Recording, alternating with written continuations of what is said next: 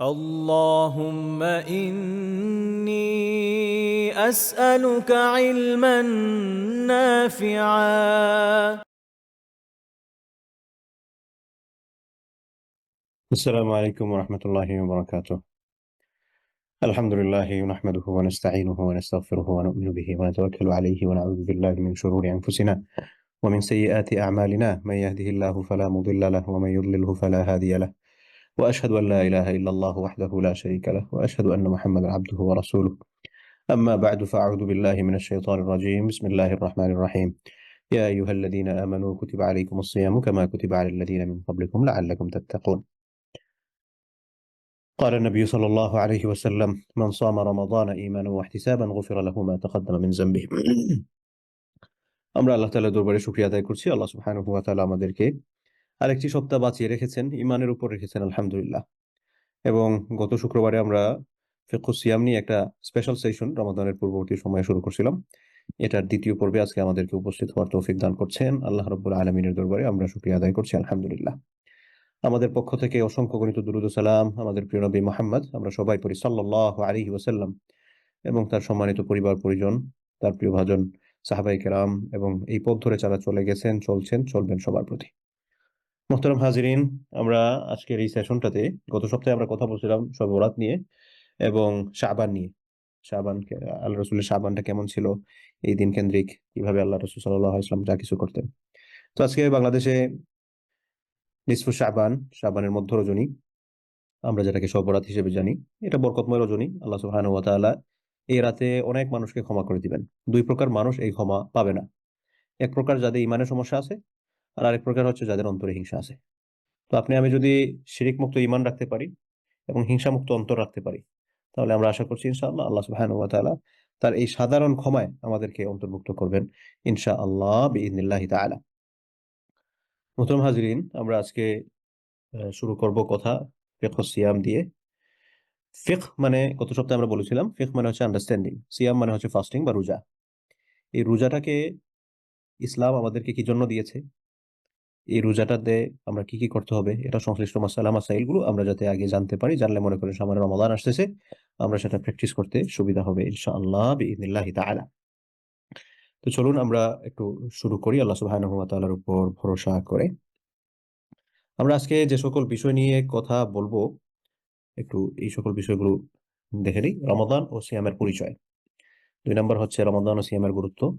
রাসূল সাল্লাল্লাহু আলাইহি ওয়াসাল্লামের রমাদান কেমন ছিল, রমাদানের করণীয়, রমাদানের বর্জনীয়, সিয়ামের রুকন এবং প্রকারভেদ, সিয়াম কার উপর ফরজ, সিয়াম ভঙ্গের কারণ, সিয়াম মাকরুহ হওয়ার কারণ, সিয়াম সংক্রান্ত মাসআলা প্রশ্নোত্তর। লম্বা আলোচনা, হয়তো আজকে শেষ করা যাবে না। দেখি কতটুকু টাইমের মধ্যে আমরা কভার করতে পারি। আপনাদের সাথে যারা আছেন আমরা সবাই যাতে মনোযোগ দিয়ে শুনি এবং আপনার পরিচিত জনদের মধ্যেও আমরা এটা শেয়ার করে দিতে পারেন, তাহলে তারাও ইনশাআল্লাহ এটা থেকে শিখতে পারবেন এবং মাঝখানে আপনার আমারও কিছু সওয়াব অর্জন করার সুযোগ হবে ইনশাআল্লাহ বিইذনিল্লাহি তাআলা।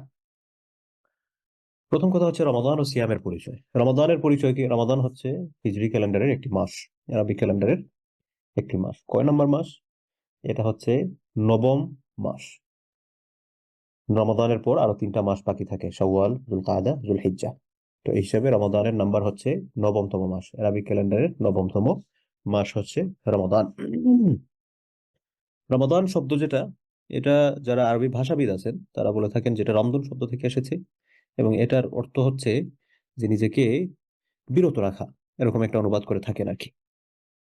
তো আবার আরেকটা অর্থ আছে ইমসাক। ইমসাক শব্দের অরিজিনাল অর্থই হচ্ছে বিরত রাখা, নিজেকে বিরত রাখা। কি জন্য এটা নামকরণ করা হয়েছে এটা মোটামুটি আমাদের আইডিয়া আছে, যেহেতু আমরা এখান থেকে বুঝতে পারলাম। অর্থাৎ আমরা এই সময়টাকে অনেক পারমিসিবল বিষয়, যেটা থেকে আমরা নিজেদেরকে বিরত রাখি। আবার আরেকটা অর্থ আছে, এটাকে রামিদা যদি বলি তাহলে এটার অর্থ হয় হচ্ছে পুড়ে যাওয়া। তো এটার মাধ্যমে এই মাসটার মাধ্যমে আল্লাহ সুবহানাহু ওয়া তাআলা আমাদের গুনাহসমূহ পুরানোর, নিঃশেষ করে দেওয়ার একটা সুযোগ দিয়েছেন। এজন্য এটা আমাদের অন্যতম গুরুত্বপূর্ণ একটা মাস। আর সিয়াম, সওমুন আরবি শব্দ, এটার অর্থ হচ্ছে রোজা, ফাস্টিং। এই সিয়াম বা সওমুন, এই ফাস্টিং এর যে সিয়াম যেটা, এটার অর্থ হচ্ছে আল ইমসাক, নিজেকে বিরত রাখা। অর্থাৎ গুনার কাছ থেকে তো আমরা বিরত থাকবোই, কিন্তু এর পাশাপাশি অনেক বৈধ কাজ, যেমন মনে করেন হাজব্যান্ড ওয়াইফের প্রাইভেট মুহূর্তগুলো পারমিসিবল, বা রোজা অবস্থায় আপনি যেই সময়টাতে রোজা রাখবেন এই সময়টাতে আপনি এগুলা থেকে নিজেকে বিরত রাখতে হবে। হুম। খাওয়া দাওয়া, আপনি হালাল খাদ্য খাচ্ছেন, আপনার জন্য এটা পারমিসিবল। কিন্তু আপনি খাবার খান দেখা গেল হচ্ছে অন্য সময়, কিন্তু ওই রমজানের সময় আপনি খেতে পারবেন না, নিজেকে বিরত রাখতেছেন। এটা হচ্ছে ইমসাক, নিজেকে ধরে রাখা। কিন্তু কথা প্রসঙ্গে যেহেতু আসলো বলি, রমজান আসার পর আমাদের খাওয়ার পরিমাণটা কিন্তু অন্য সময়ের তুলনায় বেড়ে যায়। হুম, এটা কিন্তু রমজানের দাবি না। রমজান এসেছে আমরা বলি আত্মশুদ্ধির মাস, আত্মনিয়ন্ত্রণের মাস। কারণ আত্মনিয়ন্ত্রণ, আমাদের খাবার যদি এত পরিমাণ বাড়ে তাহলে আমরা কি আত্মনিয়ন্ত্রণ করতেছি নিজেদেরকে? আত্মনিয়ন্ত্রণ তো করতে পারলাম না। রমজান আসলে যদি দেখা যায় আমার স্বাস্থ্য বেড়ে যায়, দ্যাট মিনস আমি নিজেকে আসলে কন্ট্রোল করতে পারতেছি না। আমার নিজের খাবার দাবার ইবাদত বন্দেগী সমস্ত সবকিছুর মধ্যে ব্যালেন্স নিয়ে আসতে হবে। তাই রমাদানের আসার আগেই আমার মেন্টালিটি যাতে এরকম না হয় যে আমি যাই হোক রমাদানে খাইতে হবে। আমরা সবাই দেখা যায় রমজানে ভালো ভালো খাওয়ার চেষ্টা করি, ঠিক আছে, আপনি শহর এবং ইফতারে বরকতময় মাস ভালো খাওয়ার চেষ্টা করতে পারেন, কিন্তু এটা সীমিত পরিসরে। আমাদের বোনেদের দেখা যায় রান্নাঘর থেকে বের হওয়ার সময় পান না, এই পুরো সময়টা চলে যায় রান্নাঘরে। তো এই কাজগুলো থেকে আমরা নিজেদেরকে বিরত রাখতে হবে। তো এই ব্যাপারে আরো কথা হবে ইনশাআল্লাহ। তো আমরা রমাদান ও সিয়ামের পরিচয় নিয়ে কথা, যে রমজান কাকে বলে, এটা হচ্ছে আরবি একটি মাস, আরবি ক্যালেন্ডারের 9তম মাস। এটার অর্থ কি? বিভিন্ন অর্থ রয়েছে। পুড়ে যাওয়া, নিজের গুনাহকে পোড়ানোর একটা মাধ্যম, নিজেকে বিরত রাখা। হুম। আর সিয়ামের পারিভাষিক পরিচয় কি? সিয়ামের পারিভাষিক পরিচয় হচ্ছে আল্লাহ তাআলাকে সন্তুষ্ট করার লক্ষ্যে সুবহে সাদিক থেকে নিয়ে সূর্য ডোবা পর্যন্ত নিজেকে নির্ধারিত কিছু কাজ থেকে বিরত রাখাকে সিয়াম বলা হয়। আবারও বলছি, সিয়াম কাকে বলে? সুবহে সাদিক থেকে নিয়ে, সুবহে সাদিক যখন শুরু হয় এই সময়টা থেকে নিয়ে, শুরু হওয়ার পর থেকে নয়, শুরু হওয়ার মুহূর্ত, ওই সময়টা থেকে নিয়ে সূর্য ডুবে যাওয়া অর্থাৎ মাগরিবের টাইম থেকে নিয়ে মাগরিবের সময় পর্যন্ত যে সময়, এই সময়টাতে নিজেদেরকে বিরত রাখবো। কিসে থেকে বিরত রাখবো?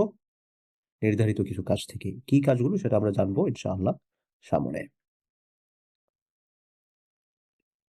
এখন রমজানের গুরুত্ব নিয়ে আমরা কিছু কথা বলি। অনেক বিষয় আমাদের জানা আছে, জাস্ট একটু আপনাদেরকে স্মরণ করায় দেওয়া আর কি। আল্লাহ সুবহানাহু ওয়া তাআলা বলেন রমাদানটা কেন গুরুত্বপূর্ণ। এর কারণ হচ্ছে শাহরু রমাদান। রমাদান হচ্ছে এমন একটি মাস আল্লাযী উনজিলা ফীহিল কুরআন, যে মাসে আল্লাহ সুবহানাহু ওয়া তাআলা কোরআন নাজিল করেছেন। এই রমাদান মাসটা কেন গুরুত্বপূর্ণ হলো? কারণ এই মাসকে আল্লাহ তাআলা সম্মানিত করেছেন। কি দিয়ে সম্মানিত করেছেন? কোরআন নাজিল করে, কোরআন অবতীর্ণ করে এই মাসটাকে সম্মানিত করেছেন। এই কোরআনটা কি? হুদাল লিন্নাস, মানুষদের জন্য একটা গাইডেন্স, পথ প্রদর্শক। ওয়া বাইয়িনাতিন, এবং বর্ণনা সমৃদ্ধ প্রমাণ, মিনাল হুদা, হেদায়েতের পক্ষ থেকে, ওয়াল ফুরকান, এবং এই কোরআনটা হচ্ছে সত্য এবং মিথ্যার পার্থক্যকারী। তো এখানে আমাদের মূল জায়গাটা হলো শাহরু রমাদান। রমাদান হচ্ছে এমন একটি মাস আল্লাযী উনজিলা ফীহিল কুরআন, যে মাসে আল্লাহ সুবহানাহু ওয়া তাআলা কোরআন নাজিল করেছেন। তাহলে এখান থেকে আমরা রমজানের গুরুত্বটা বুঝলাম, যে কোরআন কেন গুরুত্বপূর্ণ। কারণ আল্লাহ তাআলা কোরআন নাজিল করেছেন রমজান মাসে। 2 নম্বর, রমাদান গুরুত্বপূর্ণ হওয়ার কারণ হচ্ছে এই রমজানে আল্লাহ তাআলা এমন একটি রাত দিয়েছেন যে রাতটা 1000 মাসের চেয়ে উত্তম। লাইলাতুল কদরি খায়রুম মিন আলফি শাহর, যেটাকে লাইলাতুল কদর বলা হয়, তাকদীরের রাত। তাকদীরের রাত মানে কি? যে এই রাতে বান্দার 1 বছরের আগামী নেক্সট ইয়ারের জন্য সে কি করবে না করবে এটা একবারে ফিক্স করে দেন আল্লাহ সুবহানাহু ওয়া তাআলা। আল্লাহ তাআলা তো বান্দার তাকদীর আগেই লিখে রেখেছেন, কিন্তু এটা ওই বান্দার দায়িত্বশীল যে ফেরেশতা আছেন, ওই ফেরেশতার কাছে এটা পৌঁছে দেওয়া হয়। আল্লাহ সুবহানাহু ওয়া তাআলা আমাদেরকে উদ্দেশ্য করে বলছেন যে তোমাদেরকে একটা রাত দিছি যে রাতটা 1000 মাসের চেয়ে উত্তম। কারণ আমাদেরকে যদি বলা হয় যে তোমরা 1000 মাস টানা ইবাদত করো, ইজ ইট পসিবল? আমরা কিন্তু পারবো না। 1000 মাস ইবাদত করা, এটা তো ইম্পসিবল বিষয়। তো 1000 মাস আমরা যদি ইবাদত করতে না পারি, তাহলে আমরা এমন কোনো সুযোগ যদি পাই যে না আমি ঠিক আছে 1000 মাস ইবাদত করতে পারবো না, কিন্তু আমার কাছে একটা অল্টারনেটিভ মেথড আছে যেটা করলে আমি 1000 মাস ইবাদত করার সুযোগটা গ্রহণ করতে পারি, তাইলে আমি এটা করবো কি করবো না? অবশ্যই করা উচিত। আমি আপনাকে বললাম যে আপনি 50,000 পাউন্ড আপনি পাবেন। তো এটার জন্য শর্ত হচ্ছে আপনি 50 বছর দাঁড়ায় থাকতে হবে। মানে একজন মানুষের পক্ষে 50,000 পাউন্ডের জন্য 50 বছর তো দাঁড়ায় থাকা সম্ভব না। একজন মানুষ এই 50 বছর টানা দাঁড়াবে কিভাবে? এটা অসম্ভব একটা বিষয়। কিন্তু আমি আপনাকে বললাম ঠিক আছে আপনি 50,000 পাউন্ড পাবেন, 50 বছর দাঁড়াতে হবে। টানা 50 বছর না, এটার সুযোগ হচ্ছে আপনি এই সময়টার মধ্যে একটা সময় আছে, এই মনে করেন 10 দিনের মধ্যে একটা সময়, এই রাতের মধ্য থেকে আপনি যদি 5 ঘন্টা করে দাঁড়ান, তাইলে এই 50 বছর দাঁড়ানোর সমান হয়ে যাবে। আমি দাঁড়াবো কি দাঁড়াবো না? অবশ্যই দাঁড়াবো। হ্যাঁ, 5 ঘন্টা সময় কোন রকম দাঁড়ায় থাকি, 50,000 পাউন্ড ভাই। 50,000 পাউন্ড মানে কি? 50,000 পাউন্ড মানে হচ্ছে 75 লাখ টাকা। লাইফ চেঞ্জিং অনেকের জন্য হবে এটা। তো আমরা এটা করব। তো এটা যদি দুনিয়াবী ক্ষেত্রে আমরা করতে পারি, আল্লাহ সুবহানাহু ওয়া তাআলা আমাদেরকে বলছেন যে 1000 মাস আপনি ডিভাইড করেন, 1000 মাসকে আমি একটু ডিভাইড করি, মাস বছর হিসাবে আপনি ডিভাইড করে দেখেন কত হয়, কত বছর আপনি 1000 মাসের মধ্যে আপনি ইবাদত করতে পারেন। আপনি যদি দেখা যায় তাহলে 83 ইয়ার্স, মোর দেন 83 ইয়ার্স, 83 বছর আপনি ইবাদত করে যেই সুযোগটা পাবেন, যে স্ট্যাটাস পাবেন, আপনি এক রাত ইবাদত করে সেটা পাচ্ছেন। এবং এই রাতটা আল্লাহ সুবহানাহু ওয়া তাআলা দিয়েছেন রমাদানের মধ্যে। তাই রমাদান হচ্ছে গুরুত্বপূর্ণ। কিন্তু আমাদের কাছে, আমাদের সোসাইটিতে দেখা যায় যে শবে বরাত আমরা খুব ঘটা করে পালন করি, এ ব্যাপারে আমরা খুব কনসার্ন থাকি, কিন্তু যেটাকে নিয়ে আমরা চেষ্টা করা দরকার ছিল সেটার মধ্যে আমাদের কনসার্ন থাকে না। এরকম যাতে না হয়। আপনি হাজার হাজার শবে বরাতকে লাইন ধরায় যদি দেন একটা লাইলাতুল কদরের সামনেই, হাজার হাজার শবে বরাত একদিকে, লাইলাতুল কদরের একটা রাত হবে একদিকে। আমাদের এই কনসেপ্টে প্রায়োরিটি বেসিসটা আগে ভালো করে বুঝতে হবে। এই প্রায়োরিটি বেসিসের সমস্যা থাকার কারণে আমরা এবাদতে কোনটার আগে কোনটাকে প্রায়োরিটি দিব সেটা বুঝতে পারি না, গুলায় ফেলি। সারা রাত আপনি শবে বরাতে ইবাদত করলেন, ফজর নামাজ না পড়ে ঘুমায় থাকলেন, কেমন হলো? আমি আপনাকে জাস্ট একটা উদাহরণ দিই। আপনি আপনার জিন্দগিতে যতগুলা শবে বরাত পাবেন, এই সকল শবে বরাতকে আপনি একসাথে জমা করে যদি পাল্লার একপাশে তুলেন, আর একটা ফরজ নামাজকে, একটা ফজরের নামাজকে যদি আপনি একদিকে রাখেন, এটা আপনার পুরা জিন্দগির শবে বরাতের আমলের চেয়ে বেশি হবে। কিন্তু এই প্রায়োরিটি বেসিসটা আমরা না বুঝার কারণে আমরা দেখা যায় যে ফরজের খবর থাকে না, নফল নিয়ে আমরা টানাটানি করি, নফল নিয়ে আমরা মারামারি করি। এটা যাতে কোনোভাবেই না হয়। ইবাদতের ক্ষেত্রে প্রায়োরিটি বেসিসটা বোঝাটা খুবই জরুরি, এবং প্রায়োরিটি বেসিসটা আমরা তখনই বুঝতে পারবো যখন দিন সম্পর্কে আমাদের ইলম থাকবে, জ্ঞান থাকবে। এবং এই জ্ঞানগুলো যদি আমি অর্জন করতে পারি, তখনই আমি ইবাদতগুলো ঠিকঠাক ভাবে করতে পারবো। এজন্যই আল্লাহ রাসূল বলেছেন, ফাদলুল আলিমি আলাল আবিদি কাফাদলি আলা আদনাকুম, যে একজন আলেম সাধারণ মানুষদের মধ্যে, আলেম মানে কি, যে ইসলাম সম্পর্কে জানে।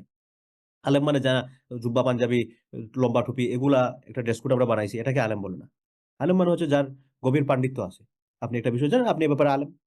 আমি একটা ব্যাপারে জানি, আমি এ ব্যাপারে আলেম। এরকম আর কি। তো যারা আলেম তাদের ব্যাপারে আল্লাহ রাসূল বলছেন যে এই আলেম সাধারণ মানুষদের চেয়ে কেমন মর্যাদাবান, আমি তোমাদের মধ্যে যেরকম ভাবে মর্যাদাবান। অর্থাৎ আল্লাহ রাসূল এবং সাহাবীদের মধ্যে আল্লাহ রাসূল যেরকম সবচেয়ে মর্যাদাবান, সাধারণ মানুষদের মধ্যে যার দ্বীনের জ্ঞান থাকে সে এর চেয়ে বেশি মর্যাদা, মানে এরকম মর্যাদাবান থাকে।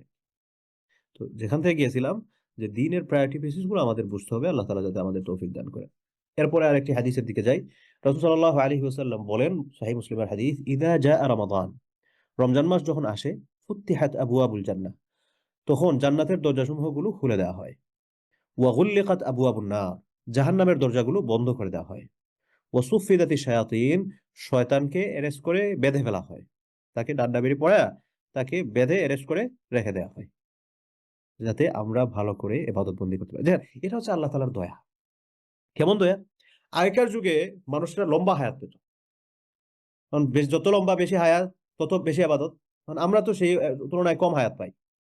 কিন্তু আমরা তো তাদের চেয়ে মর্যাদাবান হতে হবে, কারণ আমরা হচ্ছি রাসূল সাল্লাল্লাহু আলাইহি ওয়াসাল্লামের উম্মত, শ্রেষ্ঠ নবীর উম্মত। কেমনে পাবো? আল্লাহ তাআলা বলেন, ঠিক আছে দিলাম তোমারে, এক রাতে ইবাদত করবা, 1000 মাস আগায় যাবে। সুবহানাল্লাহ। ইবাদতে যাতে আমরা শয়তানের কুমন্ত্রণার শিকার হতে না পারি, এজন্য আল্লাহ সুবহানাহু ওয়া তাআলা আমাদের জন্য শয়তানকে বেঁধে রাখতেছেন। ঠিক আছে, এরা বেঁধে রাখলাম, তোরা যাতে সমস্যা করতে না পারে, তারাও ইবাদত কর। এই দোয়াটা কে করবে বলেন আমাদের প্রতি? আল্লাহু আকবার। এবং আমরা যাতে জান্নাতের ক্লোজ হতে পারি, এজন্য আমাদেরকে জান্নাতের দরজা আমাদের জন্য খুলে দিচ্ছেন। জাহান্নাম থেকে যাতে দূরে থাকতে পারি, এজন্য জাহান্নামের দরজা আমাদের জন্য বন্ধ করে দিতেছেন। আল্লাহু আকবার। আল্লাহ তাআলা তৌফিক দান করুন। এরপরে কাসরাতুল ইতকি মিনান নার ফি রমাদান, রমজান মাসে আল্লাহ সুবহানাহু ওয়া তাআলা অনেক অনেক মানুষকে, অগণিত মানুষকে জাহান্নাম থেকে আল্লাহ সুবহানাহু ওয়া তাআলা মুক্ত করে দেন। রাসূল সাল্লাল্লাহু আলাইহি ওয়াসাল্লাম বলেন, আল্লাহ সুবহানাহু ওয়া তাআলার পক্ষ থেকে একজন ঘোষক ঘোষণা দেন, ওয়া ইউনাদি মুনাদিন, একজন ঘোষণাকারী ঘোষণা দেন, ইয়া বাগিয়াল খাইরি আকবিল, হে কল্যাণকারী ব্যক্তি, যে কল্যাণের পথে চলছো, এগিয়ে আসো, কল্যাণের কাজ করতে থাকো, ভালো কাজ করতে থাকো।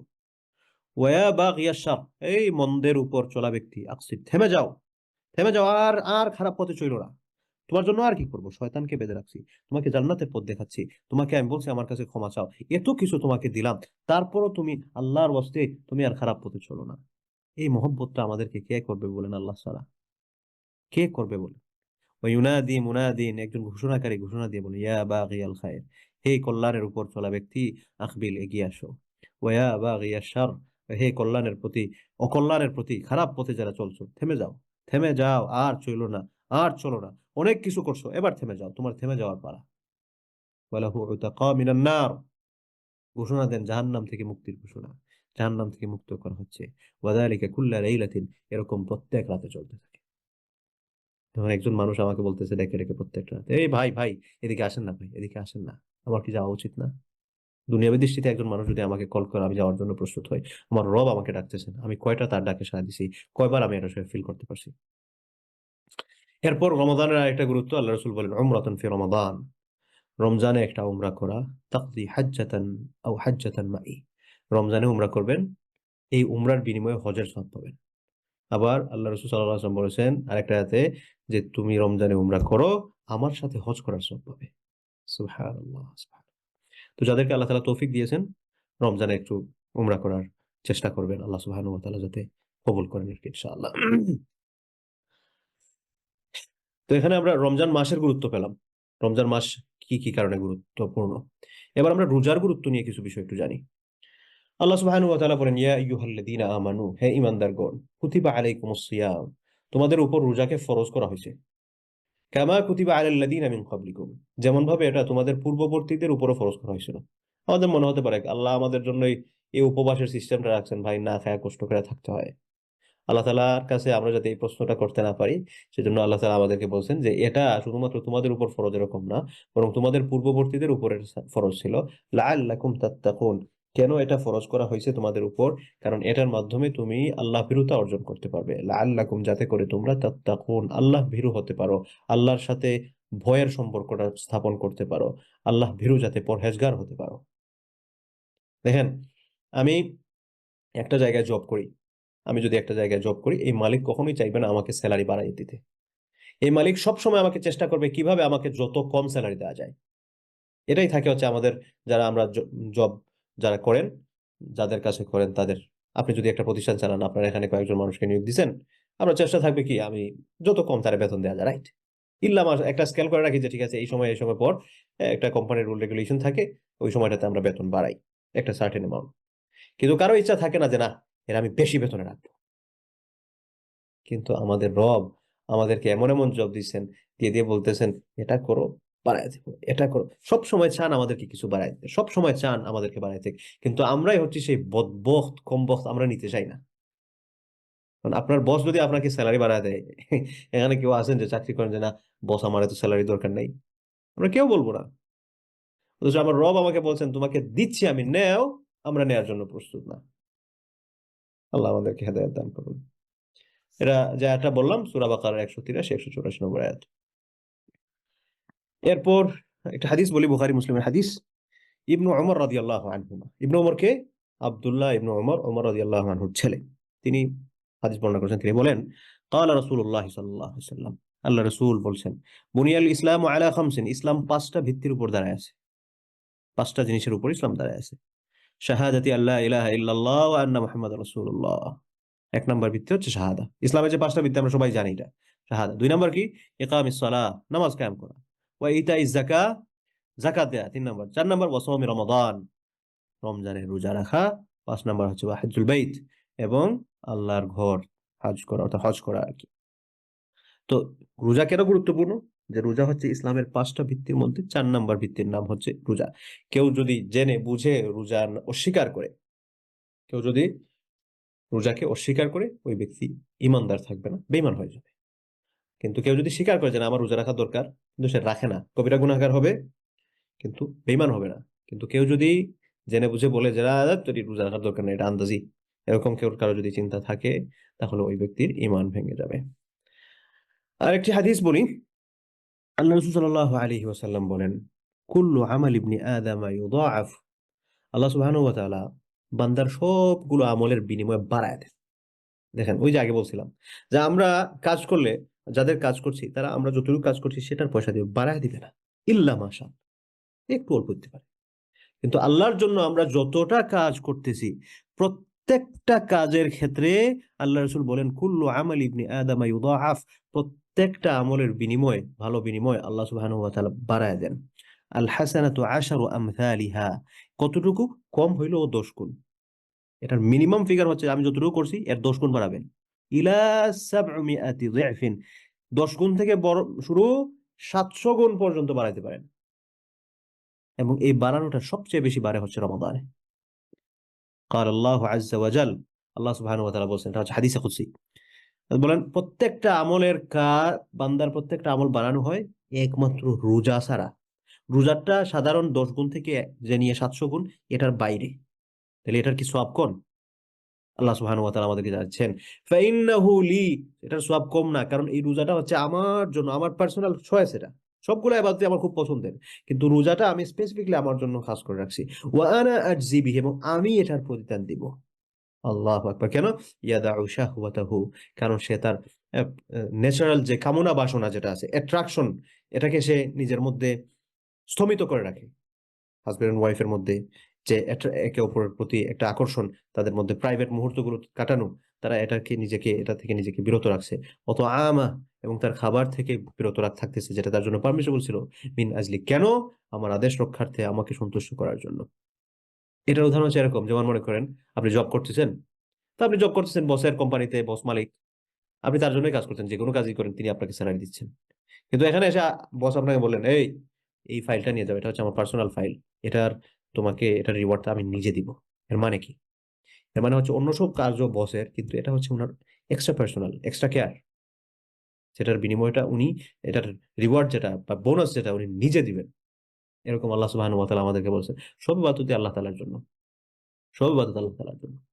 কিন্তু এই সবগুলো ইবাদতের মধ্যে স্পেসিফিকলি বেস্ট, আল্লাহ সুবহানাহু ওয়া তাআলার অত্যন্ত চয়েসফুল অনেকগুলো ইবাদত, তোর মধ্যে সবচেয়ে বেস্ট হচ্ছে রোজা, যেটার রিওয়ার্ড দেওয়ার সুযোগটা আল্লাহ তাআলা নিজের জন্য বরাদ্দ করেছেন। এখন বলেন, এত সুযোগ দেওয়ার পর যেই কমবখত, যেই বদবখত, যেই হতভাগা সে রোজা রাখলো না, তাকে আসলে কি বলা উচিত? তাকে আসলে কি করা উচিত? এত সুযোগ পাওয়ার পর আইনা তাযহাবুন, তোমরা কই যাচ্ছ? তোমরা কোন পথে চলছো? তোমার রব তোমার জন্য এত কিছু করছেন, তোমাকে এত ভালোবাসা দিচ্ছেন, তুমি এগুলাকে ইগনোর করে কোন দিকে হাঁটছো? আল্লাহ তাআলা হেদায়েত দান করুন। এরপর আরেকটি হাদিস আবু হুরায়রা রাদিয়াল্লাহু আনহু থেকে বর্ণিত, তিনি বলেন, মান সামা রমাদানা ঈমানান ওয়া ইহতিসাবান, যে ব্যক্তি রমজানের রোজা রাখবে ঈমান সহকারে, বিশুদ্ধ ঈমান থাকবে, সওয়াবের প্রত্যাশা করবে, গাফারাল্লাহু লাহু, আল্লাহ সুবহানাহু ওয়া তাআলা তাকে মাফ করে দিবেন। কেমন মাফ? মা তাকাদ্দামা মিন যামবি, তার আগের যত গুনাহ আছে, সব কবিরা গুনাহ তওবা ছাড়া মাফ হয় না, কিন্তু আগের যত সগীরা গুনাহ আছে, রোজার বিনিময়ে আল্লাহ সুবহানাহু ওয়া তাআলা তার সকল সগীরা গুনাহকে মাফ করে দিবেন। এটা মাফ করার পর এই রমজানে আরেকটা ইবাদত রাখছেন, ওয়ামান কামা রমাদানা ঈমানান ওয়া ইহতিসাবান, যে ব্যক্তি রমজানে ঈমান এবং সওয়াবের প্রত্যাশায়, বিশুদ্ধ ঈমানের সাথে সওয়াবের প্রত্যাশায় সে কিয়ামুল লাইল আদায় করবে, গাফারাল্লাহু লাহু মা তাকাদ্দামা মিন যামবি, আল্লাহ ওই ব্যক্তির পেছনের গুনাহ মাফ করে দিবেন।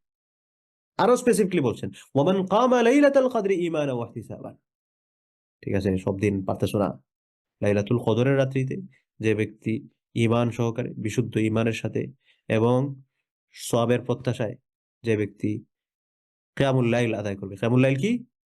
তারাবির নামাজ, তাহাজ্জুদের নামাজ, এগুলো, গাফারাল্লাহু লাহু মা তাকাদ্দামা মিন যামবি, আল্লাহ সুবহানাহু ওয়া তাআলা তার পূর্বে গুনাহ গুলো মাফ করে দিবেন। আমার পকেট থেকে বলি নাই, বুখারীর হাদিস, মুসলিমের হাদিস। সুবহানাল্লাহ, সুবহানাল্লাহ। আসলে রমজানে যারা সুযোগ পেয়ে আমরা ইবাদত করি না, খুব আফসোস হয় আসলে, খুব আফসোস। আমাদের রব আমাদেরকে কত মায়া করে এই সুযোগগুলো দিয়েছেন, কত মায়া করে, কত ভালোবেসে, কিন্তু আমরা এই সুযোগগুলোকে কাজে লাগাতে যদি না পারি, তাহলে আমাদের খুব আফসোস হওয়া দরকার, খুব আত্মসমালোচনা হওয়া দরকার, আমি যে হতভাগা সেটা বোঝা দরকার। আল্লাহ রাসূল এক হাদিসে বলেন, ওয়াইলুন, এই সকল মানুষদের জন্য ধ্বংস। কাদের জন্য ধ্বংস? এই হাদিসের একটা প্রেক্ষাপট আছে। আল্লাহ রাসূল একদিন মিম্বরে বসেছিলেন, জিবরাইল আলাইহিস সালাতু ওয়াস সালাম আমিন আমিন বলতেছিলেন।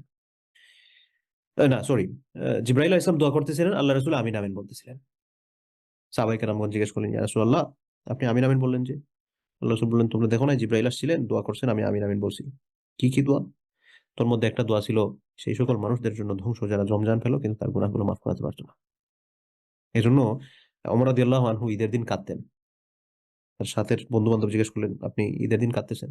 তখন এই হাদিসটা বলতেন যে, আমি জানি না আমি কি সেই হতভাগার মধ্যে পড়ছি কিনা। তো কই উমর, আর কই আমরা এই চড়াই মজর,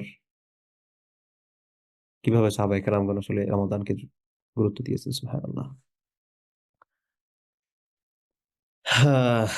আরেকটি হাদিস আবু উমামা আল বাহরি রাদিয়াল্লাহু আনহু থেকে বর্ণিত। তিনি বলেন, কুলতু ইয়া রাসূলুল্লাহ, আমি বললাম হে আল্লাহর রাসূল, মুরনি বিআমরিন, আমাকে একটা বিষয় সম্পর্কে আদেশ করেন। ইয়ানফাউনি আল্লাহু বিহি, আল্লাহ তাআলা যেটার মাধ্যমে আমাকে খুব বেশি উপকৃত করবেন। ক্বালা আলাইকা বিসসাওম, আল্লাহ রাসূল বললেন, তুমি একটাই চাইছো, ঠিক আছে, তাহলে তোমার উপর রোজা রাখাটা জরুরি। ফাইন্নাহু লা মিসলা লাহু, কারণ রোজার মতো কোনো এক্সাম্পল আর নাই। অন্য কিছু দিয়ে রোজাকে কভার করতে পারবে এটা নাই। আপনি দেখেন নামাজের কাফফারায়, নামাজের কাজার ক্ষেত্রে আমরা একজন মানুষ যখন কাজা হলো, তখন যতটুকু নামাজ কাজা হয়েছে সে ততটুকু পড়বে। তো রোজার ক্ষেত্রে কেউ যদি ইচ্ছাকৃতভাবে রোজা ভঙ্গ করে, তাহলে তার শাস্তি কি? 2 মাস টানা কাফারা, হচ্ছে টানা শাহরাইনি মুতাতালিয়াইন, টানা সে 2 মাস রোজা রাখবে। এজন্য আল্লাহ রাসূল বলেছেন, ফাইন্নাহু লা মিসলা লাহু, রোজার কোনো সাদৃশ্য, এটার মতো করে সম আর কোনো ইবাদত হয় না। এরপর আরেক হাদিস আবু সাঈদ আল খুদরি রাদিয়াল্লাহু আনহু থেকে বর্ণিত, বেশ প্রসিদ্ধ হাদিস। তিনি বলেন, সামিআতু নবিয়্য সাল্লাল্লাহু আলাইহি ওয়াসাল্লাম ইয়াকুল, আমি আল্লাহ রাসূলকে বলতে শুনেছি, মান সামা ইয়াওমান ফি সাবিলিল্লাহ, আল্লাহ সুবহানাহু ওয়া তাআলার রাস্তায় যে ব্যক্তি একদিন রোজা রাখবে, বা'আদাল্লাহু ওয়াজহাহু আনিন নার ৭০ খরিফান, আল্লাহ সুবহানাহু ওয়া তাআলা ওই ব্যক্তির চেহারা থেকে ৭০ খারিফ পরিমাণ জায়গা তিনি জাহান্নামকে দূরে নিয়ে নেবেন। ৭০ খারিফ, এটা কতটুকু? এত বিশাল জায়গা যেখান থেকে জান্নাতের কি বলে, জাহান্নামের আগুনের ধোঁয়া বা এরকম কিছু আপনার আশেপাশে দেখাও যাবে না, আপনাকে স্পর্শ করা তো দূরেরই কথা। এরপর আরেক হাদিস আল্লাহ রাসূল বললেন, এটা বর্ণনা করছেন হুযায়ফা রাদিয়াল্লাহু আনহু। হুযায়ফা রাদিয়াল্লাহু আনহু কে? হুযায়ফা রাদিয়াল্লাহু আনহু হচ্ছেন, উনাকে বলা হতো সিররুন নবী, আল্লাহ রাসূলের গোপন সংবাদ বাহনকারী, আল্লাহ রাসূলের গোপন সংবাদ বাহক। অর্থাৎ আল্লাহ রাসূল এমন অনেক গোপন বিষয় হুযায়ফা রাদিয়াল্লাহু আনহুকে বলতেন, যেটা অন্য কাউকে বলতেন না, এরকম আরকি। উনি অনেক গোপন বিষয় জানতেন, পার্সোনাল ইনফরমেশন। তো তিনি বলেন, আল্লাহ রাসূল বলেছেন, ফিতনাতুর রাজুলি ফি আহলিহি ওয়া মালিহি ওয়া নাফসিহি ওয়া ওয়ালাদিহি ওয়া জারিহি ইউকাফফিরুহা সিয়াম ওয়াস সালাত ওয়াস সাদাকা।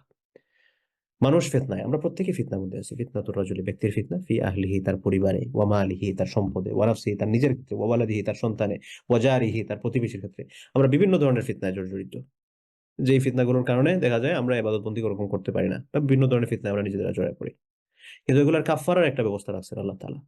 এই কাফফারা হচ্ছে ইউকাফফিরুহা সিয়াম, এটার কাফফারা হয়ে যায় রোজার মাধ্যমে, ওয়াস সালাত, নামাজের মাধ্যমে, ওয়াস সাদাকা, সাদাকার মাধ্যমে, ওয়াল আমরু বিল মা'রুফ, সৎ কাজের আদেশ করার মাধ্যমে, ওয়ান নাহি আনিল মুনকার, এবং অসৎ কাজ থেকে নিষেধ করার মাধ্যমে। রাওয়াহুল বুখারী ও মুসলিম, বুখারী মুসলিমের হাদিস। তাই জন্য আমরা যারা মনে করেন ব্যবসা বাণিজ্য, জব টব বিভিন্ন কিছু নিয়ে বিজি, বা সবসময় ইবাদত করার সুযোগ হয় না, এই যে আমি সুযোগগুলো নষ্ট করতেছি, এগুলার কাফফারার পদ্ধতি হচ্ছে রোজার মাধ্যমে। এরপরে আরেক হাদিস সাহাল ইবনে সাআদ রাদিয়াল্লাহু আনহু থেকে বর্ণিত, তিনি বলেন, রাসূল সাল্লাল্লাহু আলাইহি ওয়াসাল্লাম বলেন, ইন্না ফিল জান্নাতি বাবান, জান্নাতের মধ্যে একটা দরজা আছে, স্পেশাল দরজা, ইউকালু লাহু রায়্যান, এই দরজার নামটা হচ্ছে রায়্যান নামক দরজা, মনে রাখবেন। জান্নাতে একটা দরজা আছে, এই দরজার নাম কি? এই দরজার নাম হচ্ছে রায়্যান। ইয়াদখুলু মিনহু আস-সাইমুন ইয়াওমাল কিয়ামাহ, যেই দরজা দিয়ে রোজাদার ব্যক্তিরা কিয়ামতের ময়দানে প্রবেশ করবেন। লা ইয়াদখুলু মিনহু আহাদুন গায়রুহুম, এই দরজা দিয়ে রোজাদার ছাড়া আর কেউ প্রবেশ করবেন না। অর্থাৎ একজন মানুষ রোজা রাখে নাই, সেই দরজা দিয়ে জান্নাতে প্রবেশ করার নাম কাটা। আল্লাহ তাআলা যদি তাকে ক্ষমাও করে দেন, এই দরজা দিয়ে, এই স্পেশাল দরজা, এই ডিগনিটি সে পাবে না। সেদিন ইউকাল, বলা হবে, আইনাস সাইমুন, রোজাদার ভাই বোনেরা কোথায় আছেন? আইনাস সাইমুন, রোজাদার ভাই বোনেরা কই? কে কোথায় আছেন? ঘোষণা করা হবে। ফায়াকুমুন, এই ঘোষণা শোনার পর যারা ফাস্টিং করেছে, দে উইল স্ট্যান্ড আপ, তারা দাঁড়াবেন। লা ইয়াদখুলু মিনহু আহাদুন গায়রুহুম, তখন এই দরজা দিয়ে তারা প্রবেশ করবেন, এরা ছাড়া আর কেউ এই দরজা দিয়ে প্রবেশ করবেন না। ফাইদা দাখালা আখিরুহুম, এই প্রবেশ করার কাজে সর্বশেষ রোজাদার ব্যক্তি যখন প্রবেশ করবেন, তখন এই দরজাটাকে বন্ধ করে দেওয়া হবে, উগলিকা, এই দরজাটা বন্ধ করে দেওয়া হবে। ঘোষণা হবে, রোজাদার ভাই বোনেরা কই আছেন? দাঁড়ান, সবাই দাঁড়ান, আসেন, আপনারা এই দরজা দিয়ে, আল্লাহ তাআলা আপনাদেরকে বলেছেন, এই দরজা, এই স্পেশাল দরজা আপনাদের জন্য খুলে দেওয়া হয়েছে, আপনারা এটা দিয়ে প্রবেশ করবেন। সবাই প্রবেশ করলেন, সর্বশেষ ব্যক্তি প্রবেশ করা শেষ, সাথে সাথে দরজা বন্ধ, আর কেউ এই দরজা দিয়ে ঢুকতে পারবে না। ফালাম ইয়াদখুল মিনহু আহাদুন, এই দরজা দিয়ে আর কেউ ঢুকতে পারবে না। আমরা আল্লাহর কাছে দোয়া করি, আয় আল্লাহ, আমরা যারা এই মুহূর্তে বসে এই কথাগুলো আমরা যেখানে শুনছি, জুমে 114 জন ভাই বোনেরা আছেন, ফেসবুক ইউটিউবে হয়তো যাচ্ছে বা যাবে, আমরা যখনই এই আলোচনা শুনবো, আমরা আল্লাহর কাছে দোয়া করি, আল্লাহ আমাদের সবাইকে আপনি রাইয়ান নামক দরজা দিয়ে জান্নাতে প্রবেশ করার তৌফিক দান করুন। আমাদের সবাইকে আপনি এই রাইয়ান নামক দরজা দিয়ে আপনি জান্নাতে প্রবেশ করাবেন। আমরা আপনার কাছে কায় মনোবাক্যে দোয়া করছি, প্রার্থনা করছি। আল্লাহ সুবহানাহু ওয়া তাআলা যাতে আমাদের এই দোয়াগুলোকে কবুল করেন, মঞ্জুর করেন। বুখারী মুসলিমের হাদিস। আমরা কি ফ্যান্টাসির পেছনে ঘুরি আসলে? এই দুনিয়ার কথিত ফ্যান্টাসি নিয়ে আমরা এই আং বাং চাং এগুলা করি। জান্নাতের ফ্যান্টাসিতে ভুগুন ভাই বোনেরা। জান্নাতের ফ্যান্টাসি নিয়ে কল্পনা করুন, আপনি হাসরের ময়দানে কোটি কোটি কোটি কোটি মানুষ, এই কোটি কোটি মানুষের মধ্যে হঠাৎ করে ঘোষণা আসলো, এই রোজাদার ভাই বোনেরা কোথায় আছেন, একটু দাঁড়ান। আপনি আমি দাঁড়াবো, দাঁড়ানোর পর আমাদেরকে বলবে, আসেন আসেন আসেন, এই যে আপনাদের জন্য স্পেশাল দরজা ওপেন করা হয়েছে, এরা দিয়ে আপনি প্রবেশ করেন। আপনি চুপ চুপ বন্ধ করে। আমরা তো, জান্নাত হচ্ছে এমন একটা জিনিস আল্লাহ রাসূল বলেছেন যেটার ঘ্রাণ আমরা পাই নাই, যেটা কি পরিমাণ নিয়ামত, যেটা কোনো কান শ্রবণ করে নাই, কোনো চোখ দেখে নাই, কোনো চামড়া স্পর্শ করে নাই, আল্লাহ রাসূল দেখেছেন। তো এগুলো নিয়ে আমরা যাতে ফ্যান্টাসিতে ভুগি, যে এভাবে আবার সুবহানাল্লাহ, আমরা দলে দলে এই আমরা যাওয়ার সময়, এই আপনি ওই দিন হালাকার মধ্যে আপনিও ছিলেন না, আমরা তো এই যে হালাকা করছিলাম সিয়াম সম্পর্কে, এই কথাগুলো কিন্তু সেদিন পুনরাবৃত্তি হবে। আল্লাহ সুবহানাহু ওয়া তাআলা যাতে আমাদেরকে এই সকল যে পদ্ধতিগুলো আল্লাহ রাসূল বলেছেন সেভাবে যাতে বাবে রায়্যান দিয়ে, রায়্যান নামক দরজা দিয়ে জান্নাতে প্রবেশ করার তৌফিক দান করেন। এরপর হাদিস, আবু হুরায়রা রাদিয়াল্লাহু আনহু বলেন, ক্বালা রাসূলুল্লাহ সাল্লাল্লাহু আলাইহি ওয়াসাল্লাম, আল্লাহ রাসূল বলেছেন, আমরা যতবার আল্লাহ রাসূলের নাম আসবে আমরা ততবার যাতে সাল্লাল্লাহু আলাইহি ওয়াসাল্লাম পড়ি। কারণ আল্লাহ রাসূল বলেছেন, সেই সকল মানুষদের জন্য ধ্বংস যারা আমার নাম শোনার পর দুরূদ পাঠ করে না। এজন্য যখনই নাম আসবে আমরা যাতে দুরূদ পড়ি, এবং এটার এগেইনস্টে আমরা কিন্তু 10টা করে নেকি পাবো, এবং আমাদের নাম মেনশন করে আল্লাহ রাসূলের কাছে পৌঁছে দেওয়া হবে। যেমন মনে করেন আমরা এই যে পড়লাম সাল্লাল্লাহু আলাইহি ওয়াসাল্লাম, সবাই পড়েন একবার আমার সাথে, সাল্লাল্লাহু আলাইহি ওয়াসাল্লাম, আমাদের নামগুলো মেনশন করে আল্লাহ রাসূলের কাছে পৌঁছে দেবে। যেমন মনে করেন জাস্ট একটা উদাহরণ হিসেবে এখানে মনে করেন অনেক ভাই বোনেরা আছেন, সিলভি রুমানা, মনে করেন উনি পড়ছেন, আল্লাহ রাসূলের কাছে এরকম বলা হবে যে অমুক জায়গা থেকে সিলভি রুমানা নামক অমুক আপনার কাছে দুরূদ ও সালাম পেশ করেছেন, আল্লাহ রাসূল সেটা গ্রহণ করবেন। তো যখনই আমরা পড়বো, আমরা যদি শ্রদ্ধার সাথে ভক্তির সাথে ফিল করে যাতে পড়ি। যাই হোক, আল্লাহ রাসূল বলেন, লিসাইমি ফারহাতানি, একজন রোজাদার ব্যক্তির জন্য খুশি হচ্ছে দুইবার, দুই উপলক্ষে সে খুশি হয়। ইয়াফরাহুহুমা, তারা খুব খুশি হয় দুইটা উপলক্ষে। কখন কখন? ইদা আফতারা ফারিহা, যখন সে ইফতার করে তখন সে খুব খুশি হয়। ওয়া ইদা লাকিয়া রাব্বাহু ফারিহা বিসাওমি, যখন সে ইফতার করে তখন তো খুশি হয়েছে, আর যখন সে তার রবের সাথে সাক্ষাৎ করবে, সাক্ষাৎ করার পর সে যখন বুঝতে পারবে তার রব তাকে রোজার বিনিময়ে কি পরিমাণ প্রতিদান দিচ্ছেন, তখন সে আরো অত্যন্ত বেশি খুশি হবে। রাওয়াহুল বুখারী মুসলিম, বুখারী মুসলিমের হাদিস। এরপর আবু হুরায়রা রাদিয়াল্লাহু আনহু থেকে বর্ণিত আরেক হাদিস, ক্বালা রাসূলুল্লাহ সাল্লাল্লাহু আলাইহি ওয়াসাল্লাম, আল্লাহ রাসূল বলেন, ওয়াল্লাযী নাফসু মুহাম্মাদিন বিয়াদিহি, ওই সত্তার শপথ যার হাতে মুহাম্মাদের প্রাণ। আল্লাহ রাসূল আল্লাহর কসম করে বলছে, কার হাতে? আমাদের প্রাণ আল্লাহর হাতে। তো সেই সত্তার শপথ যার হাতে আমার প্রাণ, লাখুলুহু ফামিস সাইমি আতয়াবু ইনদাল্লাহি মিন রিহিল মিসকি, একজন মানুষ যখন রোজা রাখে, না খেয়ে লম্বা সময় থাকে, তখন তার মুখের মধ্যে একটা স্মেল তৈরি হয়। এই যে স্মেল, যেটা আল্লাহ রাসূল বলছেন লাখালুহু ফামিস সাইম, একজন রোজাদার ব্যক্তির মুখের যে গন্ধ যেটা তৈরি হয় অনেক সময় না খেয়ে থাকার কারণে, আতয়াবু ইনদাল্লাহ মিন রিহিল মিসকি, আল্লাহ সুবহানাহু ওয়া তাআলার কাছে এই স্মেলটা মেস্কের ঘ্রাণের চেয়েও বেশি প্রিয়, বেশি উত্তম। সুবহানাল্লাহ, মেস্কের ঘ্রাণ, এই পৃথিবীর মধ্যে যত পারফিউম আছে, যত গুড স্মেল আছে, তার মধ্যে টপ নাম্বার ওয়ান, এক নাম্বার হচ্ছে মেস্ক। মেস্কের উপরে আর কোনো পারফিউম নাই। মেস্কের পারফিউমের চেয়েও বেশি উত্তম হচ্ছে আল্লাহ সুবহানাহু ওয়া তাআলার কাছে, আল্লাহর কাছে আরো পছন্দনীয় হচ্ছে যে মানুষটা রোজা রাখে এবং রোজা রাখার মাধ্যমে না খেয়ে থাকার কারণে তার মুখের মধ্যে যে স্মেলটা তৈরি হয়। সুবহানাল্লাহ, এজন্য আমরা যে না খেয়ে থাকি, না খেয়ে থাকার কারণে মুখের মধ্যে যে একটা স্মেল তৈরি হয়, এটা নিয়ে আমাদের যে না খেয়ে থাকলে মুখের মধ্যে কিরকম কিরকম লাগে, এটা নিয়ে হীনমন্যতায় ভোগার কোনো সুযোগ নাই, বরং এটা আমাদের জন্য প্রাইড মোমেন্ট। কারণ আমি জানছি, আমি বুঝতে পারছি আমার এই স্মেলটা আল্লাহ তাআলার কাছে কেমন প্রিয়, মেস্কের ঘ্রাণের চেয়েও প্রিয়। রাওয়াহুল বুখারী মুসলিম, বুখারী মুসলিমের হাদিস। আরেক হাদিস আবু হুরায়রা রাদিয়াল্লাহু আনহু থেকে বর্ণিত, তিনি বলেন, ক্বালা রাসূলুল্লাহ সাল্লাল্লাহু আলাইহি ওয়াসাল্লাম, আল্লাহ রাসূল বলেছেন, সালাসু দাওয়াতিন মুস্তাজাবাত, তিন প্রকার মানুষের দোয়া কবুল হয়, আনসার হয়। ইন জেনারেলি আমরা যে দোয়াটাই করি আল্লাহ তাআলা কবুল করেন। হুম, হয়তো এই দোয়াটার আমি যদি ঠিকঠাক মতো দোয়া করি আর কি, তাহলে কবুল হবে। দোয়া কবুল হলে কোনো সময় ইনস্ট্যান্টলি আমাকে দিয়ে দেন আমি যেটা চাচ্ছি, কোনো সময় সেটা আমাকে না দিয়ে আল্লাহ তাআলা জানেন এটা আমাকে দিলে আমার ক্ষতি হবে, এজন্য আমাকে দেন না ভবিষ্যতের, এটা না দিয়ে একদম কোনো কিছু জমায় রাখেন। আবার একটা আছে যে দুনিয়াতে এটা দেন না, আখরাতে দিবেন বলে।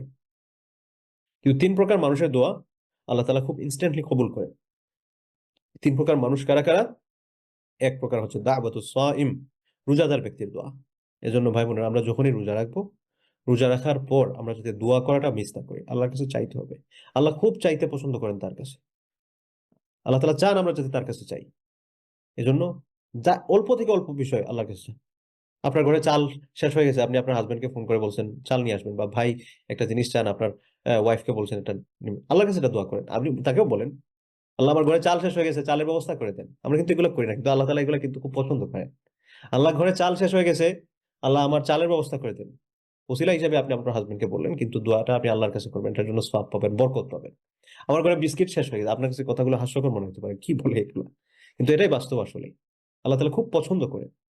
আমার ঘরে বিস্কুট, আল্লাহ আমার ঘরে বিস্কুট শেষ হয়ে গেছে, একটু বিস্কুটের ব্যবস্থা করে দেন না আল্লাহ। আল্লাহ কিন্তু এগুলো পছন্দ করে। আপনি ওসিলা হিসেবে নিয়ে অন্য জায়গা থেকে নিয়ে আসবেন, আরো কাউকে বলবেন বিস্কুট শেষ হয়ে গেছে নিয়ে আইসো। তো এগুলো আল্লাহর কাছে চান। আল্লাহ তাআলা বলেছেন উদউনি আস্তাজিব লাকুম, আমাকে ডাকো আমি আহ, আমার তুমি আমাকে যখনই ডাকবে তোমার ডাকে আমি সাড়া দিচ্ছি। আমরা কি মনে করি যে সব ক্রিটিক্যাল বিষয়গুলো আল্লাহ তাআলার জন্য পেশ করবো আর আমি সহজগুলো বিষয়গুলো করে ফেলবো, আমার সহজগুলো বিষয় করার কোনো ক্ষমতা আছে? কোনো ক্ষমতা নাই।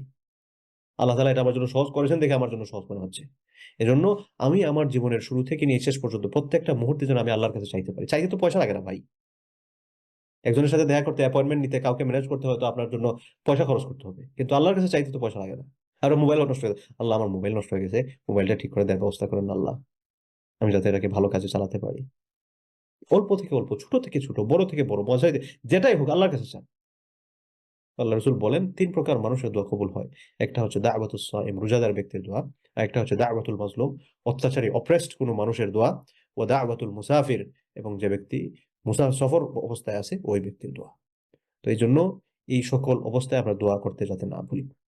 জুলুমের ক্ষেত্রে আল্লাহ রসুল আরেক হাদিসে বলেন, মজলুম ব্যক্তির দোয়া এবং আল্লাহর মাঝখানে কোনো ব্যারিয়ার নাই, ডিরেক্ট কবুল হয়।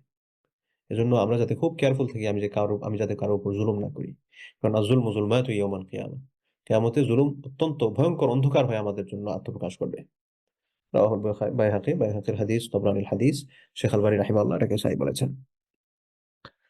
তো এতক্ষণ পর্যন্ত আমরা সিয়ামের গুরুত্ব নিয়ে কথা বলছি, আরো অনেক হাদিস আছে উল্লেখযোগ্য হাদিস গ্রন্থের মধ্যে। আপনি আপনি হাদিস গ্রন্থগুলো ওপেন যখন করবেন তখন কিতাবুস সিয়াম, সিয়াম চ্যাপ্টার করে পাবেন, অনেকগুলো হাদিস এটার মধ্যে আছে, শত শত হাদিস। তো সবগুলো তো আর আলোচনা করা সম্ভব না, ওই জাস্ট অল্প কয়েকটা হাদিস আপনাদের সাথে একটু শেয়ার করলাম। রাসূল সাল্লাল্লাহু আলাইহি ওয়াসাল্লামের রমাদানটা কেমন ছিল একটু জানার চেষ্টা করি ইনশাআল্লাহ। كان من هدي النبي صلى الله عليه وسلم في رمضان تعجيل الإفطار।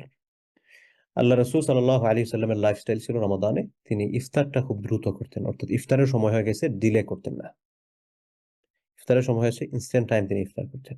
এখানে আমাদের বোনেদের জন্য আমরা এই ব্যাপারটা খেয়াল রাখি, যাতে রান্না করতে গিয়ে দেখা যায় যে অন্য সবাইকে ইফতার প্রোভাইড করতেছি, কিন্তু আমি মনে করছি এই তরকারিটা হচ্ছে না, আমি এটা শেষ করে এসে ইফতার করব। এটা যাতে না হয়। ইফতারের সময় হয়ে গেছে, ইফতারের জন্য আমার ভারী খাবার খেতে হবে এরকম না। ইফতার হয়ে গেছে, আমরা খেজুর দিয়ে ইফতার করে ফেলবো ইনস্ট্যান্টলি। এবং আল্লাহর ওয়াস্তে এখানে যে সকল ভাই বোনেরা আছেন, এই রমজানে অতিরিক্ত খাওয়ার সংস্কৃতিটা আমরা পরিবর্তন করা দরকার। আমরা মানে রমজানের রোজা কি, রোজা রেখে আমরা নিজেদেরকে আত্মনিয়ন্ত্রণ করার যে কথা, তার চেয়ে বেশি খেয়ে দেখা যায় ওজন অন্য সময়ের চেয়ে বেড়ে গেছে। এটা যদি হয় তাহলে আমি কিন্তু রমজানের যে স্পিরিট যেটা, এটা ধারণ করতে পারছি না। এরকম যাতে না হয়। ভাইরা অর্ডারের পর অর্ডার, যে এটা এটা হবে এটা হবে, এই মেনু সেই মেনু, এই থেন, এগুলা থেকে আমরা যদি বের হয়ে আসি। তো আল্লাহ রসুল বলেছেন তাজিরুল ইফতার, এবং তিনি করতেন ইনস্ট্যান্টলি ইফতারের সময় হয়েছে দ্রুত ইফতার করতেন। ফাকাদ কানা ইফতারু আলা রুতাব, কি দিয়ে ইফতার করতেন? রুতাব দিয়ে। রুতাব কি? কাঁচা খেজুর। এই কাঁচা খেজুর তো বাংলাদেশে হয়তো পাওয়া যাবে না, বা ইংল্যান্ড আমেরিকাতে আমাদের জন্য পাওয়াটা একটু কঠিন, অসম্ভব এরকম না। সৌদি আরব গেলে নিয়ে আসা যায়, অনেক সময় ফ্রিজে রেখে দেওয়া যায়। তো আল্লাহ রসুল রুতাব দিয়ে ইফতার করতেন।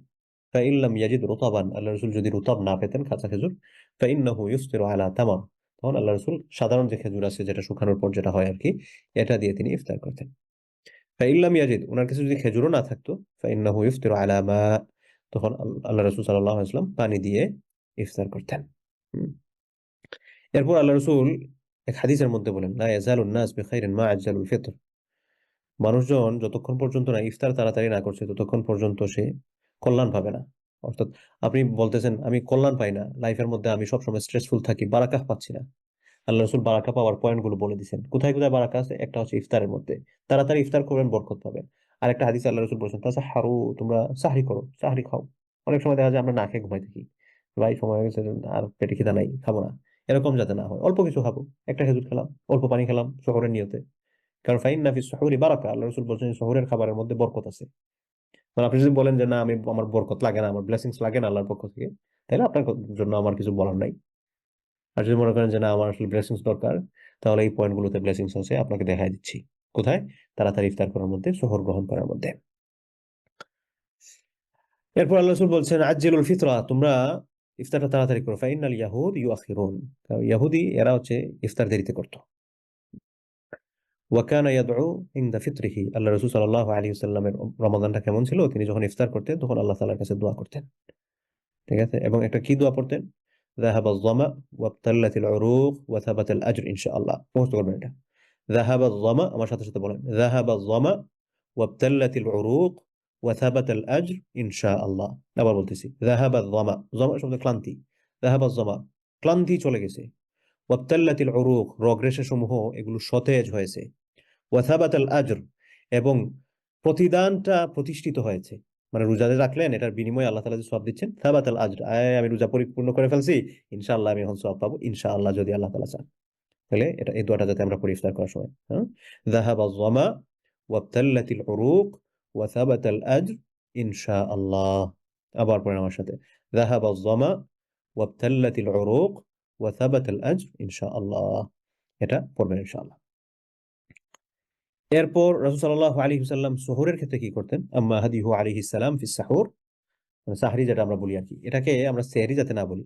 সেহরুন শব্দের অর্থ হচ্ছে জাদু। হুম?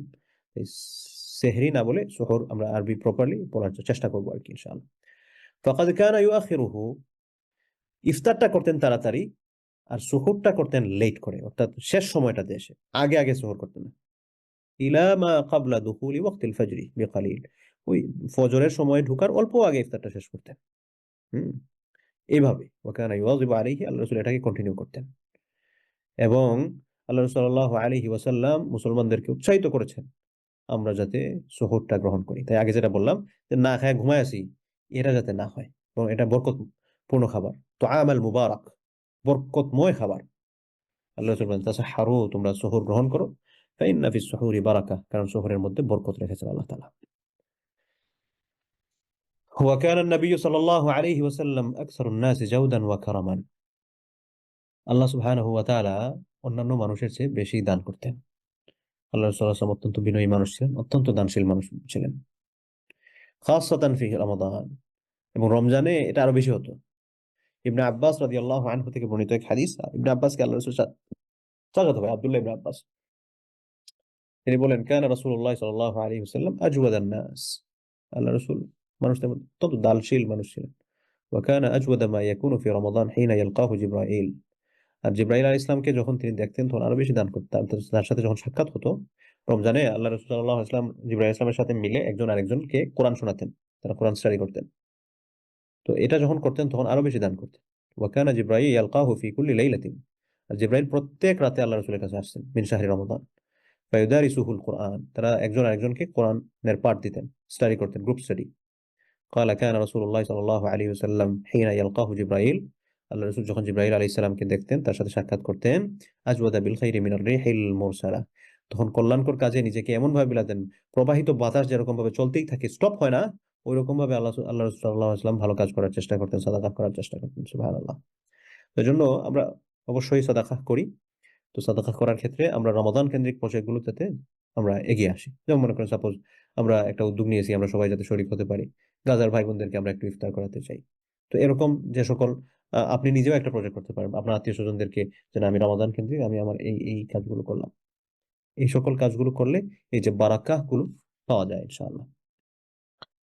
এরপর আয়েশা রাদিয়াল্লাহু আনহা থেকে বর্ণিত, উম্মুল মুমিনিন আমাদের সম্মানিত আম্মা জান, তিনি বলছেন আন্নান নবী সাল্লাল্লাহু আলাইহি ওয়াসাল্লাম কানা ইয়াতাকিফুল আশর, আল্লাহ রাসূল রমাদানটা কেমন ছিল?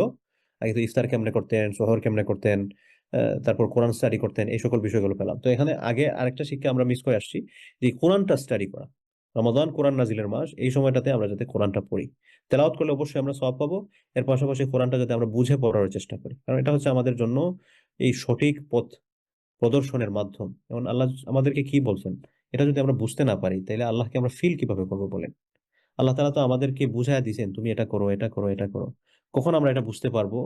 যখন আমি আল্লাহ সুবহানাহু ওয়া তাআলার কথাগুলোকে বুঝতে পারবো। এখন আমি আপনাদেরকে বলতেছি, আপনি আমার কথাই বুঝেন না, তাহলে এটা আপনাকে টাচ করবে কেমনে বলেন? এই যে এত কথা বললাম, এটা যদি আমি চাংচুং মাংচুং চাইনিজ ভাষায় বলতাম বা জাপানিজ ভাষায় বলতাম, একটা উদাহরণস্বরূপ, তাহলে আপনি কি বুঝতে পারছেন? বুঝতেই পারছেন না।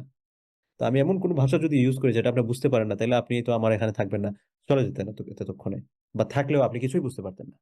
তো আল্লাহ তাআলা আমাদেরকে কোরআন দিয়েছেন আমাদের জন্য পথ নির্দেশক হিসেবে, পথ প্রদর্শক হিসেবে। আমরা এটা কখন পথ প্রদর্শনের মাধ্যম হিসেবে গ্রহণ করতে পারবো? যখন আমরা বুঝতে পারবো এখানে কি কি বলা আছে আমাদের জন্য। তো ব্যাপারে আমরা যদি কোরআনটা বুঝে পড়ার চেষ্টা করি ইনশাআল্লাহ। তো আয়েশা রাদিয়াল্লাহু আনহা থেকে বর্ণিত হাদিস বলছিলাম যে আন্না নবী সাল্লাল্লাহু আলাইহি ওয়াসাল্লাম কানা ইয়াতাকিফুল আশর আল আওয়াখির। আল্লাহ রাসূল রমাদানের শেষের দশক ইতিকাফ করতেন। ইতিকাফ কি? ইতিকাফ হচ্ছে নিজেকে মসজিদে আবদ্ধ রাখা। তো রমজানের শেষের দশকে তিনি ইতিকাফ করতেন হাত্তা তাওয়াফাহুল্লাহ, এবং এটা কখনো তিনি মিস করেন নাই। মদিনায় ছিলেন আর ইতিকাফ করেননি, এখন এরকম হয় নাই। মৃত্যুর আগ পর্যন্ত তিনি ইতিকাফ করেছেন। সুম্মা ইতাকাফা আজওয়াজুহু মিন বাদি, আর এরপর রাসূল সাল্লাল্লাহু আলাইহি ওয়াসাল্লামের সম্মানিত স্ত্রীগণ তারা ইতিকাফ করেছেন। আয়েশা রাদিয়াল্লাহু আনহা থেকে বর্ণিত, তিনি বলেন, তাকে জিজ্ঞেস করা হলো রাসূল সাল্লাল্লাহু আলাইহি ওয়াসাল্লামের কিয়াম সম্পর্কে, রাতের নামাজ সম্পর্কে। فقالت ما كان يزيد في رمضان ولا في غيره على 11 ركعة। তখন তিনি বলেন যে আল্লাহ রাসূল সাল্লাল্লাহু আলাইহি ওয়াসাল্লাম রমজানের বাইরে 11 রাকাতের বেশি পড়তেন না। ইউসাল্লি আরবাআন ফালা তাসাল আন হুসনিহিন্না ওয়া তুলিহিন্না সুম্মা ইউসাল্লি আরবাআন ফালা তাসাল আন হুসনিহিন্না ওয়া তুলিহিন্না সুম্মা ইউসাল্লি সালাসান। তো 11 রাকাতের মধ্যে 4 রাকাত, 4 রাকাত এবং 3 রাকাত তাহাজ্জুদের নামাজগুলো পড়তেন, এত লম্বা করে পড়তেন। লা তাসাল আন হুসনিহিন্না, আয়েশা রাদিয়াল্লাহু আনহা বলছেন, এটা কেমন সুন্দর, কত লম্বা, এ ব্যাপারে তোমরা আমাকে জিজ্ঞেস করো না। এটা মানে গুরুত্ব বোঝাতে কি? মনে করেন আমি আপনাকে বললাম একটা সুন্দর জিনিসের বর্ণনা দিছি। ভাই এটা কেমন সুন্দর! মনে করেন কথার কথা, বাংলাদেশের ন্যাচারাল একটা এরিয়া, ধরেন সিলেটের জাফলং বা ওইদিকে যদি যাই সাজেক। ঘুরে আসলাম, আসার পর একজন জিজ্ঞেস করলেন যে, "এটা কেমন?" আমি বললাম, "ভাই এটা সুন্দর কেমন এটা আমারে জিজ্ঞেস কইরেন না।" এটা হচ্ছে একটা মেটাফরিক সেন্টেন্স। এত সুন্দর, এটা ভাষায় প্রকাশ করতে পারতেছি না, এরকম আরকি। তো আয়েশা রাদিয়াল্লাহু আনহা বলছেন, আল্লাহ রাসূল যে নামাজ পড়তেন, এটা কেমন সুন্দর ছিল এটা আমারে জিজ্ঞেস কইরেন না। তো এই যে 11 রাকাত, এটা হচ্ছে তাহাজ্জুদের নামাজ আরকি। ৮ রাকাত তাহাজ্জুদ এবং ৩ রাকাত বিতির নামাজ তিনি পরে পড়তেন। এরপর এখানে রমাদান আসতেছে। রমাদান আসলে একটা বিতর্ক উঠে আসবে। তারাবির নামাজ ৮ রাকাত নাকি ২০ রাকাত, এটা নিয়ে। তো যারা ৮ রাকাত বলেন তারা এই হাদিসটাকে বলেন যে এটা আসলে তারাবির ক্ষেত্রেও প্রযোজ্য। তো অ্যাকর্ডিং টু মাই আন্ডারস্ট্যান্ডিং, আমি যতটুকু বুঝি, তারাবি এবং তাহাজ্জুদ এটা আসলে ২ টা নামাজ। তাহাজ্জুদটা সব সময়ের ক্ষেত্রে এবং তারাবিহটা হচ্ছে এটা রমাদান স্পেসিফিক, এবং এই স্পেসিফিক এর ক্ষেত্রে আপনি যত রাকাতই পড়েন, ৮ রাকাত ২০ রাকাত, এর এই মারামারিতে না গিয়ে যত রাকাত পড়তেছেন সেটা যাতে সুন্দর করে পড়া হয়। এটা কোয়ালিটি, কোয়ান্টিটি ২ টা বিষয়টা যাতে আমরা একটু এনশিওর করার চেষ্টা করি। কিন্তু আমরা দেখা যায় যে না, আমি রাকাত সংখ্যা নিয়ে মারামারি করতেছি, আর ওইদিকে হচ্ছে ছোট, ছোট সূরা দিয়ে কোন রকম রাকাতটা শেষ করতে পারলেই হয়। এটা তারাবির স্পিরিট নয়। তারাবির স্পিরিটটা ছিল আমি লম্বা সময় আল্লাহ তাআলার কাছে দাঁড়াবো। লম্বা সময় নিয়ে রুকু করব, লম্বা সময় নিয়ে সিজদা করব, লম্বা সময় নিয়ে রুকু থেকে উঠে দাঁড়াবো, লম্বা সময় নিয়ে কেরাত পড়ব। তারাবির নামাজ এটা না, আমি আলাম তারা, আল্লি, ইলাফি, কুল হুয়াল্লাহ, ইন্না আতাইনা এগুলা দিয়ে ঠাস-ঠুস পড়ে আমি শেষ করে দিয়েই আমি ভাই ২০ রাকাত নামাজ পড়ে ফেলছি, খালাস। দায়িত্ব শেষ হয়ে গেছে। এটার নাম তারাবির নামাজ নয়।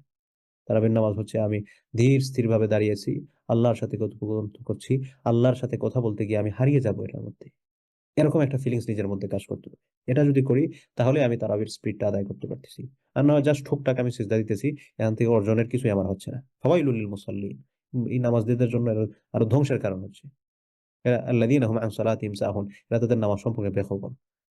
এরা ওয়া ইযা কামু ইলাস সালাতি কামু কুসালা। মুনাফিকদের একটা বৈশিষ্ট্য হচ্ছে তারা যখন নামাজে দাঁড়ায় তখন অলস প্রকৃতিতে দাঁড়ায়। ভাল লাগে না, টায়ার্ড।